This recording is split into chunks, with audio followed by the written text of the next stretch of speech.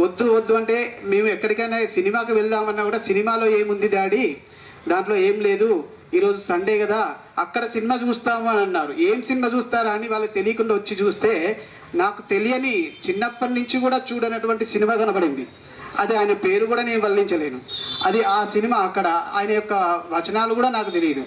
అటువంటిది అంటే వీళ్ళలో ఏదో చేరుతుంది, ఆ చేరేటువంటిది వీళ్ళలో ప్రేరేపించి సమాజానికి ఉపయోగపడే విధంగా ఉంది, వాళ్ళలో ఉన్నటువంటి ధైర్యాన్ని పైకి తెప్పిస్తుంది. కాబట్టి వివికే అంటే వినయం విద్య కూడలి అనేసి నేను అనుకుంటున్నాను. ఈ కూడలి ఒకటి కాదండి, 10 రకాలుగా ఉంటాయి కావచ్చు, చెప్పలేం. అది ఒక రకం కాదు, విద్యాపరంగా కానీ, వినయపరంగా కానీ, విజయపరంగా కానీ.